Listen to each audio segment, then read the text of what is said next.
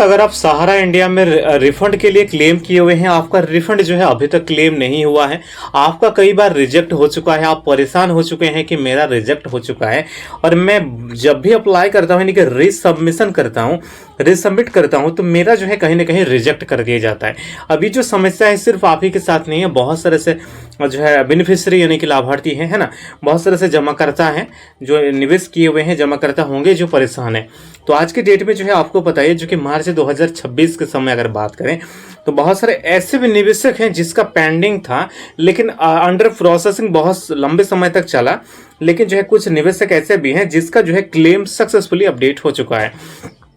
अब जिसका प्रोसेड हो चुका है उसका पैसा अकाउंट में डीबीटी के माध्यम से क्रेडिट कर दिया गया है। अब बहुत सारे ऐसे भी निवेशक है जिसका प्रोसेड में ही पेंडिंग है, मतलब जिसका क्लेम अंडर प्रोसेसिंग क्लेम में बदल चुका है, प्रोसेस दिखा रहे हैं, आपका पैसा प्रोसेड जैसे हुआ है आपका पैसा अकाउंट में आ जाएगा, अगर डीबीटी इनेबल होगा तो। ठीक है, डीबीटी इनेबल होना चाहिए तभी पैसे अकाउंट में आएगा, नहीं तो फिर पेंडिंग में चला जाएगा। तो वो आपको ध्यान देना है। और जिन जिन लाभार्थियों का स्टेटस में कुछ बदलाव अभी तक नहीं आए हैं, अगर आप 2025 में अप्लाई किए होंगे, है ना, तो 2025 में अगर अप्लाई किए हुए हैं, अब ऐसे भी निवेशक हैं जो 2023 में, 24 में, 25 में अप्लाई किए हुए हैं, आप समझ रहे हैं। तो जिसका जिसका रीसबमिशन में रिजेक्ट हुआ, फिर से जो है रीसबमिट किया। अब ऐसे भी निवेशक है जिसका पहले रिजेक्ट किया लेकिन अंडर प्रोसेसिंग में सेकंड से ही पड़ा हुआ है। तो भाई अगर आप पड़ा हुआ है, अगर आप परेशान है, आपने हेल्पलाइन नंबर जो भी इसका दिया गया है तो आपने सारे यूज कर लिया,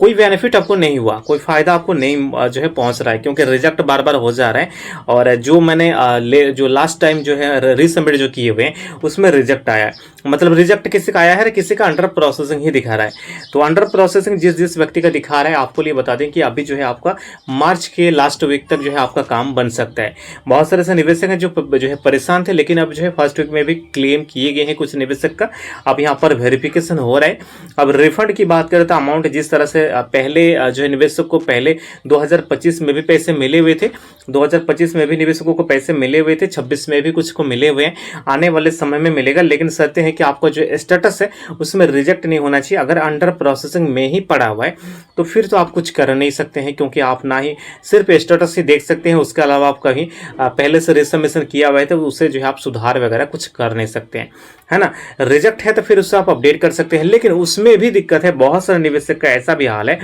कि रिजेक्ट तो किया गया है लेकिन उससे सुधार भी नहीं कर पा रहा है।